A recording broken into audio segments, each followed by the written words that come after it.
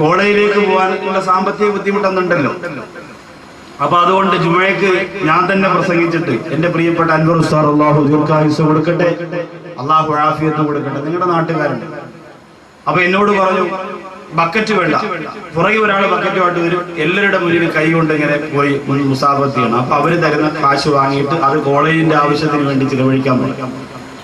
അന്ന് എത്ര രൂപ കിട്ടിയാലും, കാരണം ദൂര സ്ഥലത്ത് പോയി നിന്ന് പഠിക്കുമ്പോൾ സാമ്പത്തികമായ ആവശ്യം വരും. അസുഖങ്ങൾ വന്നാൽ പിന്നെ അവിടെ ഉമ്മായും വാപ്പായും ആരും ഇല്ലല്ലോ, നമ്മൾ തന്നെ ഹോസ്പിറ്റലിൽ പോകണം, മറ്റു കാര്യങ്ങളൊക്കെ നോക്കണം, വസ്ത്രം വാങ്ങണം, അവിടുത്തെ കോളേജിന്റെ ആവശ്യങ്ങളൊക്കെ നോക്കണം. അപ്പൊ അതിന് വേണ്ടിയിട്ട് അന്ന് കിട്ടുന്ന പൈസക്ക് വില കൂടുതലായിരുന്നു. കാരണം വേറൊന്നും ഇല്ലാത്തത് കൊണ്ട് അതിന് വല്ലാത്ത സന്തോഷവും സംതൃപ്തിയുമായിരുന്നു. അങ്ങനെ പള്ളിക്കകത്ത് പോയി ജുമയ്ക്ക് വന്നവിടെ മുന്നിൽ കൈനീട്ടിയിട്ട് കോളേജിൽ പോയിട്ടുണ്ട് ഞാൻ. എന്റെ പ്രിയമുള്ള സഹോദരങ്ങളെ, ഇവിടെ അസ്കർ എന്ന് പറയുന്ന പ്രിയപ്പെട്ട മുത്തഅല്ലിമിനെ വലിയൊരു ബാഖിയാത്ത് സ്വാലിഹാത്തിന്റെ മുത്തവല്ല അഡ്മിഷൻ എന്ന് പറഞ്ഞാൽ തന്നെ വലിയ കാര്യമാണ്. അല്ലാഹു തആല വിജയിപ്പിച്ചു കൊടുക്കട്ടെ. ആ പ്രിയപ്പെട്ട സഹോദരൻ നമ്മുടെ നാടിന്റെ അനുഗ്രഹമായി അല്ലാഹു സുബ്ഹാനഹു വ തആല കറകളഞ്ഞ സുന്നത്ത് ജമാഅത്തിന്റെ പണ്ഡിതനായ അല്ലാഹു നമുക്ക് തരുമാറാകട്ടെ.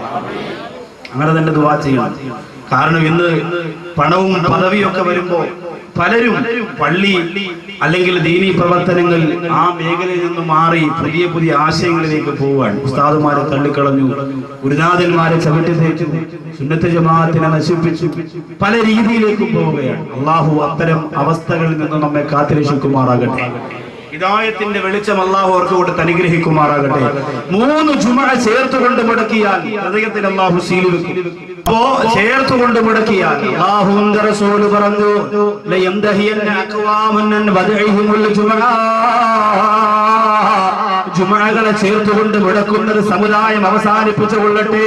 എന്തുകൊണ്ടാ അല്ലാഹുവിന്റെ റസൂൽ പറയുന്നത്? യഖ്തിമന്നല്ലാഹു അലാ ഖുലൂബിക്കും, അവിടെ ഹൃദയത്തിൽ അല്ലാഹു സീൽ വെക്കുന്നതാണ്. യഖ്തിമന്നല്ലാഹു യഖ്തിമന്നല്ലാഹു അലാ ഖുലൂബിക്കും, അവിടെ ഹൃദയത്തിൽ അല്ലാഹു സീൽ വെക്കുന്നതാ. വള്ളക്കടവിൽ ഒരു പ്രിയപ്പെട്ട ഓട്ടോ ഓടിക്കുന്ന ഒരു പാവപ്പെട്ട സഹോദരൻ അല്ലേ, അള്ളാഹുവിന്റെ ദീനുമായി ബന്ധപ്പെട്ട് വളരെ താല്പര്യത്തോടെ നിസ്കരിച്ച് ഇബാദത്ത് ചെയ്ത് വലിയ സന്തോഷമായിട്ട് ജീവിച്ച ആ പ്രിയപ്പെട്ട സഹോദരൻ പരിശുദ്ധ റമളാൻ മാസത്തിൽ എന്നോട് പറഞ്ഞു, ഉസ്താദേ ഞാൻ എന്ത് ചെയ്യുന്നില്ല, ഓട്ടോ ഓടിക്കാൻ പോകുന്നില്ല. കാരണം നേരത്തെയൊക്കെ ഭയങ്കര സെറ്റപ്പ് ആയിരുന്നു. നേരത്തെ ഓട്ടോ ഓടിക്കാൻ പോയി കഴിഞ്ഞാൽ വേറെ പല പരിപാടികളും ഉണ്ടായിരുന്നു. പക്ഷേ ഉസ്താദെ ഞാനിനി ഓട്ടോ ഓടിക്കാൻ പോകുന്നില്ല. കാരണം സ്റ്റാൻഡിലേക്ക് വണ്ടി കൊണ്ടുപോകുമ്പോ വണ്ടിക്കകത്ത് വന്നു കയറുന്ന പെൺകുട്ടികളെ വസ്ത്രധാരണം കണ്ടിട്ട് സഹിക്കാൻ കഴിയുന്നില്ല.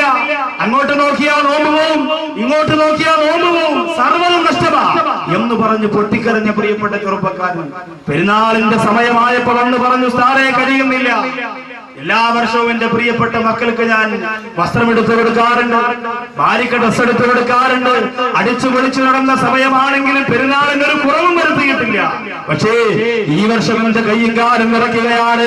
പെരുന്നാളിന് ഒരു 10,000 രൂപയെങ്കിലും പൈസക്കെടുക്കാറ് എന്റെ മക്കൾക്ക് ഡ്രസ് എടുത്ത് കൊടുക്കാൻ കഴിയില്ല. കാരണം ഞാൻ വണ്ടി ഓടിക്കാൻ പോയിട്ടില്ല. റമദാനിൽ പേടിയാണ് എന്റെ നോമ്പ് നഷ്ടപ്പെട്ടു പോകുമോ എന്നുള്ള ഭയമാണെന്ന് പറഞ്ഞു പോരെങ്കിലും സഹോദരങ്ങളെ, മാറ്റമുണ്ടാക്കാൻ കഴിയും ചെറുപ്പക്കാരാ, മാറ്റമുണ്ടാക്കാൻ കഴിയും സഹോദരാ. വെള്ളിയാഴ്ച ദിവസം ഒരു അരമണിക്കൂർ മുമ്പ് പള്ളിക്കകത്ത് കയറിയത് കൊണ്ട് എന്ത് നഷ്ടമാണ് എന്റെ സഹോദരാ നിനക്ക് വരാൻ പോകുന്നത്. പള്ളിക്കകത്ത് ചെന്നിരുന്നു കൊണ്ട് സൂറത്തിൽ കഴപ്പെടുത്തു വെച്ചോരാ എത്ര ചെറുപ്പക്കാര് മനസ്സ് വെക്കുന്നുണ്ട്. പെരുങ്കുളത്ത് വന്ന മുസ്ലിം ചെറുപ്പക്കാരോട് പറയുക, നിർബന്ധമാക്കണം ചെറുപ്പക്കാരാ, ഒരു വെള്ളിയാഴ്ച പോലും ഞാൻ സൂറത്തിൽ കഅഫ് മുടക്കൂല. അല്ലാഹ് തീരുമാനിക്കണം സഹോദരാ. ഓരോ വെള്ളിയാഴ്ചയും പള്ളിക്കകത്ത് ചെന്നിരുന്നിട്ട് 10 മിനിറ്റ് കൊണ്ട് കഴിയുമല്ലോ സൂറത്തുൽ കഅഫ്. എന്തോ ഒരു ശ്രേഷ്ഠതയാണെന്നറിയോ? അതിന്റെ നന്മ നമുക്ക് അറിഞ്ഞുകൂടാ, പിറവുണ്ടാവതാത്തത്. വെള്ളിയാഴ്ച പള്ളിക്കകത്ത് വന്ന് സൂറത്തുൽ കഅഫ് നിങ്ങൾ ഓതിയാൽ ഒരുപാട് നേട്ടമാണ് മുസ്ലിം ചെറുപ്പക്കാരാ. യുവാക്കളെ ഇതിലെ എന്ന് ഞാൻ നിങ്ങൾക്ക് വഴികെട്ടിയിട്ട് നിങ്ങളെ വിളിക്കുന്നു. സൂറത്തുൽ കഅഫ് ഇല്ലാതെ നിങ്ങളെ എങ്ങനെയാണ് നന്മയിലേക്ക് വിളിക്കാൻ കഴിയുന്നത്? ഒരു വിഭാഗം ചെറുപ്പക്കാരന്റെ കഥയല്ലേ, അസ്ഹാബുൽ കഅഫിന്റെ കഥയല്ലേ സൂറത്തുൽ കഅഫിലൂടെ അല്ലാഹു പറയുന്നത്? അക്രമിയായ രാജാവിൽ നിന്ന് രക്ഷ നേടാൻ ഹിദായത്ത് കാത്തു സൂക്ഷിക്കാൻ വേണ്ടിയിട്ട് ഓട്ടം നടത്തിയ പ്രിയപ്പെട്ട ചെറുപ്പക്കാരന്റെ കഥയല്ലേ? അത് പെരുങ്കുളത്തെ മുസ്ലിം ചെറുപ്പക്കാരൻ പറയുന്നുണ്ട്, അത് പെരുങ്കുളത്തെ മുസ്ലിം ചെറുപ്പക്കാരൻ വായിക്കണ്ട്, അത് ഓടിയിട്ട് പൊട്ടിക്കറിയണ്ട്. അല്ലാതെ ഇപ്രാവശ്യത്തെ പെരുന്നാൾ ആഘോഷിക്കാൻ ഞാൻ നിങ്ങളോടൊപ്പം എന്ന് പറഞ്ഞ സൂപ്പർ സ്റ്റാർ വിജയുടെ പോസ്റ്റർ ഒട്ടിച്ചിട്ട് അവന്റെ പടം കണ്ട് കൈയടിച്ചിട്ട് പെരുന്നാൾ ആഘോഷിക്കുന്നു എന്റെ പ്രിയപ്പെട്ട ചെറുപ്പക്കാരാ, സൂറത്തുൽ കഹ്ഫാണ് മുസ്ലിം ചെറുപ്പക്കാരന്റെ ആഘോഷം എന്ന് പറയുന്നത്. നിന്റെ മുൻഗാമികളാണവര്, വടിവെട്ടി തെളിച്ചു തന്നവരാണവര്, വിലായത്ത് കാത്തു സൂക്ഷിക്കാൻ വേണ്ടി വിപ്ലവ പോരാട്ടം നടത്തിയവരാണവര്. അവരെ മറന്നു പോവല്ല ചെറുപ്പക്കാരാ. എല്ലാ വെള്ളിയാഴ്ചയും കൃത്യമായി ഒരു അരമണിക്കൂർ മുമ്പ് പള്ളിയിൽ വന്ന് ഓതണം. അടുത്ത വെള്ളിയാഴ്ച വരെ പൈശാചിക സ്പർശനം നിനക്കുണ്ടാവൂല. അപ്പൊ 3 ജുമാ ചേർത്തുകൊണ്ട് മുടക്കിയാൽ അല്ലാഹു സ്വീകരിക്കും. ജുമാ മുടക്കുക എന്ന് പറഞ്ഞാൽ ഖുതുബയ്ക്ക് മുമ്പ് പള്ളിയിലെത്തണം. വാളെടുത്ത് കൊടുക്കും. അൽ ജുമാഅത്തു ഹജ്ജുൽ ഫുഖറാഇ വഈദുൽ മസാഖീർ എന്ന് പറഞ്ഞ് വാളെടുത്ത് ഖതീബിന്റെ കയ്യിൽ കൊടുക്കുന്നതിന് മുമ്പ് പള്ളിക്കകത്ത് കയറി സുന്നത്ത് നിസ്കാരവും കഴിഞ്ഞ് സൂറത്തുൽ കഹ്ഫും കഴിഞ്ഞ് ഇങ്ങനെ ഇരിക്കണം. അവർക്കാണ് ജുമാ കിട്ടുന്നത്. അല്ലാതെ ഇമാം മിമ്പറിൽ കയറുന്ന സമയത്ത് പോലും പള്ളികളുടെ പുറത്ത് വന്ന് ഉപ്പാപ്പാടം ഈസാങ്കലിന്റെ കാലം കയറ്റി വെച്ച് തുടചൊറന്നുകൊണ്ട് ഫോണെടുപ്പ് ചെവിയിൽ വെച്ച് ബിസിനസിന്റെ കമ്പ്യൂട്ടറിന്റെ വസ്തു കച്ചവടത്തിന്റെ കണക്ക് പറഞ്ഞുകൊണ്ടിരിക്കുന്ന പ്രിയപ്പെട്ട ചെറുപ്പക്കാരാ, നിനക്ക് ജുമഅയില്ല. അറബി ഖുത്ബ ഓതുന്ന പള്ളിയിൽ തന്നെ പോയി നിസ്കരിക്കണം, എന്നാലേ ജുമ കിട്ടുള്ളൂ. അല്ലാതെ അല്ലാഹു ബടാഹേ എന്നൊക്കെ പറഞ്ഞു കയറി പ്രസംഗിക്കുന്നവന്റെ ഖുത്ബ ഓതുന്നതിന്റെ മുമ്പ് പോയി കയ്യും കെട്ടി ഉള്ള ജുമാ ബാത്തിലാക്കി കളയരുത്. നഷ്ടമാണ് സഹോദര, നഷ്ടമാണ്. ഇതൊക്കെ എന്നാ തുടങ്ങിയത്, എത്ര കൊല്ലമായി എന്ന് നിങ്ങൾ തന്നെ കണക്കാക്കിയാൽ മതി, കണക്ക് ഞാൻ പറയുന്നില്ല. അപ്പൊ അതൊക്കെ ആലോചിച്ചിട്ട് അടുക്കും ചിട്ടയുമുള്ള പള്ളിയിൽ പോയി കൃത്യമായി നിസ്കരിച്ച് സന്തോഷമായിട്ട് ഉള്ള ഖുത്ബയും ജുമയൊന്നും കളയാതെ കാത്തു സൂക്ഷിച്ചാൽ മാത്രമേ നമുക്ക് രക്ഷപ്പെടാൻ പറ്റുള്ളൂ. ഞാൻ നിങ്ങളോട് പറയുന്നത്, ഹിദായത്തിന്റെ വഴിയിലേക്ക് വിളിക്കുമ്പോ ഒരു ഭാഗം പോലും നഷ്ടപ്പെട്ടു പോകാൻ പാടില്ലല്ലോ എന്ന് മനസ്സിലാക്കിയിട്ട്. അപ്പൊ ഇങ്ങനെയുള്ളവരുടെ ഹൃദയത്തിൽ അല്ലാഹു സീൽ വെക്കും. ഈമാൻ കൊണ്ട് അല്ലാഹു സീൽ വെച്ചവരെ കുറിച്ച് ഖുർആൻ പറയുന്നത് എവിടെയാ? പുന്നാര നബി സല്ലല്ലാഹു അലൈഹി വസല്ലമ തങ്ങളുടെ മുന്നിലേക്ക് ഒരു പിതാവിന്റെ തല വെട്ടിയെടുത്തു കൊണ്ടുവന്ന സഹാബിയുടെ ചരിത്രം നിങ്ങൾക്കറിയുമല്ലോ. അറിയില്ലേ പ്രിയപ്പെട്ടവരെ, നിങ്ങൾക്കറിയില്ലേ? ഒരു പിതാവിന്റെ തല വെട്ടിയെടുത്ത് പുന്നാര നബി തങ്ങളുടെ മുമ്പ് കൊണ്ടുവച്ച ചെറുപ്പക്കാരന്റെ കഥയറിയില്ലേ? എന്റെ മുസ്ലിം ചെറുപ്പക്കാരാ, മറക്കാൻ പാടില്ല. അല്ലാഹുവിന്റെ റസൂൽ നബി മുഹമ്മദ് മുസ്തഫ.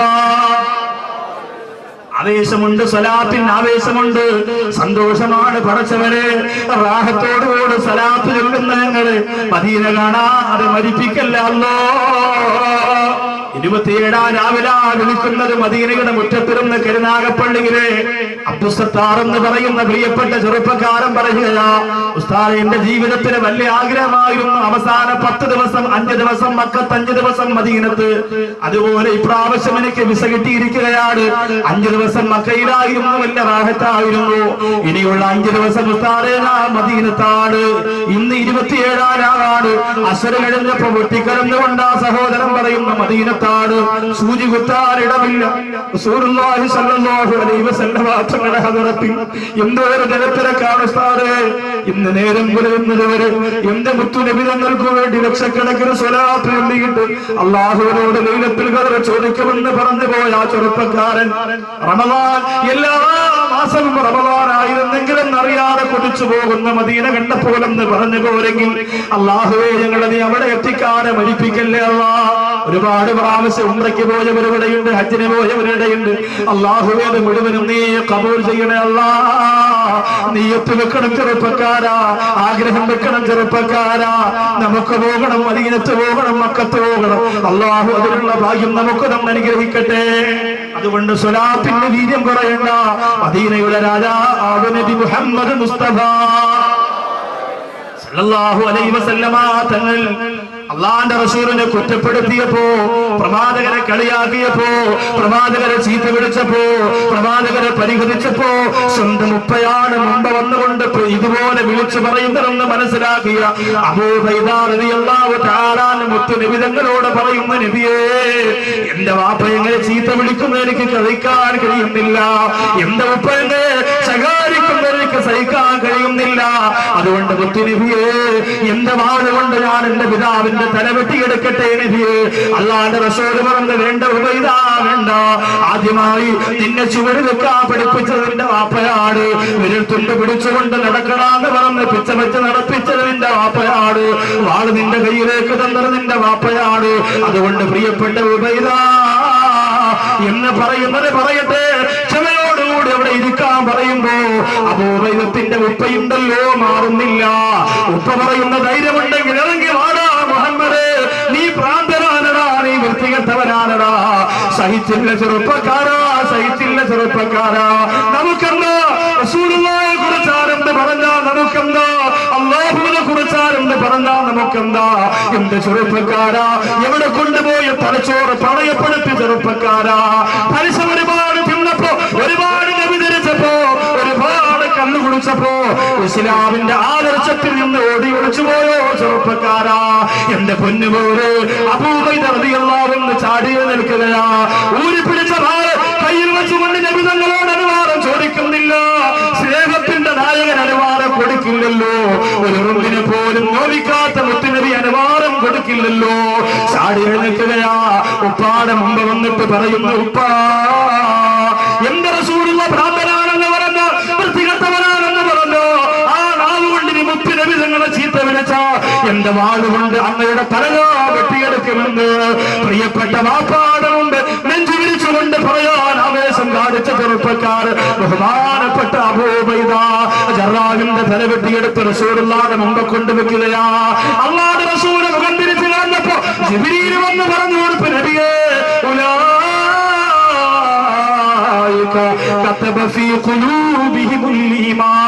നബിയേ അങ്ങ് തലതിരിക്കണ്ട നബിയേ, അങ്ങ് മുഖം തിരിക്കണ്ട നബിയേ.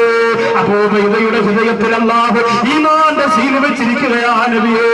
ഇതുപോലെ പറയണം ചെറുപ്പക്കാരാ, ഇതുപോലെ മലക്കാൾ പറയണം ചെറുപ്പക്കാരാ. ഫേസ്ബുക്കിലൂടെ കണ്ട ചുണ്ട് ചുവന്ന പെണ്ണിന്റെ വെളുപ്പ് കണ്ടിട്ട് ആ പെണ്ണിന്റെ പിന്നാലെ ഈമാൻ നശിപ്പിക്കാൻ പോകേണ്ട ചെറുപ്പക്കാരാ. വിദേശ രാജ്യത്തിൽ നിന്ന് കൂട്ടുകാരൻ കൊണ്ടുവരുന്ന നിറം മാറുന്ന ഫോറൻ കുപ്പിയുടെ കളർ കാണുമ്പോ അല്ലാഹുവിനെ മറക്കല്ല ചെറുപ്പക്കാരാ. ആരെങ്കിലും പണം തരാമെന്ന് പറയുമ്പോ, സുഖം തരാമെന്ന് പറയുമ്പോ, ഇതുവരെ ഉമ്മയുടെ ഉദരത്തിനകത്ത് ഒരു തുള്ളി വീതത്തുള്ളിയായി കടന്നു വന്ന് മാംസക്കട്ടയായി രക്തക്കട്ടയായി റോഹോരിത്തന്ന് ആരോഗ്യം തന്ന് ഇഴഞ്ഞ് നടന്ന് ഓടിച്ചാടി വളർന്നു വന്ന അധികാരത്തിന്റെ പവറിലിരിക്കുന്ന ചെറുപ്പക്കാരാ, രാജാതിരാജനാടെ പടച്ചോട് മറക്കല്ല മോനെ. അല്ലാഹുവിന്റെ റസൂൽ പറയുന്ന 4 ഹൃദയങ്ങളാ. അതിലൊന്നാമത്തത് പ്രകാശമുള്ള ഹൃദയമാ, രണ്ടാമത്തത് ഖൽബുൻ നഖലഖു അടഞ്ഞുപോയ ഹൃദയമാണ്, അടഞ്ഞുപോയ ഹൃദയമാ.